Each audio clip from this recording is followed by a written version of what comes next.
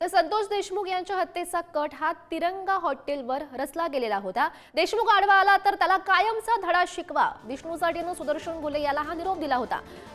आमच्या मागण्या पूर्ण नाही केल्या तर त्याचे काय परिणाम होतात हा संदेश इतरांना जाऊ द्या, असं विष्णू साठेनं म्हटलेलं होतं। त्यानंतर डिसेंबर रोजी संतोष देशमुख यांचं अपहरण करून हत्या करण्यात आली आणि याबाबतचा आढावा घेतलाय आमचे प्रतिनिधी उदय नागरगोजे यांनी। बघूयात।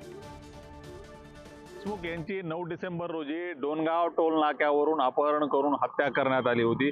या हत्येचा कट नांदूर फाटा परिसरातील ज्या तिरंगा हॉटेलवर रचण्यात आला होता त्या तिरंगा हॉटेलच्या ठिकाणी आपण पाहू शकतो की जे तिरंगा हॉटेल आहे या ठिकाणीच 8 डिसेंबर रोजी रात्री सुदर्शन गुले हा आपल्या सहकाऱ्यांसोबत म्हणजे प्रतीक गुले असेल, जयराम चाटे असेल, सुधीर सांगळे असेल यांच्यासोबत या ठिकाणी जेवण करण्यासाठी आला होता।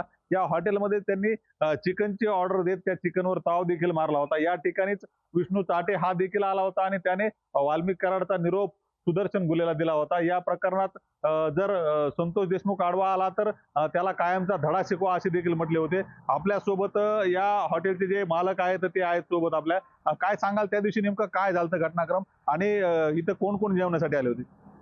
आले, जेवण केले आणि वापस गेले। कोण कोण कोण कोण जेवणास आले होते? एक 6-7 जण होते।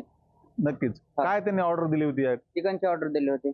नक्कीच त्या दरम्यान काही संवाद त्यांचा झाला तुम्ही किंवा काय नेमकं? नाही, काहीच नाही, आम्हाला काय माहित नाही। भरपूर कस्टमर होतं त्याच्यामुळे आम्हाला काय माहित नाही। या सगळ्या हत्येचा जो कट आहे तो या ठिकाणी रचला गेल्याचं आता दोषारोप पत्रामध्ये म्हटलं आहे। आता कशा पद्धतीने पोलीस हा सगळा मुद्दा तसेच सरकारी पक्षाचे वकील हा मुद्दा न्यायालयासमोर मांडतात हे पाहणं महत्त्वाचं ठरणार आहे। उदय नागरगोजे, पुढारी न्यूज, बीड।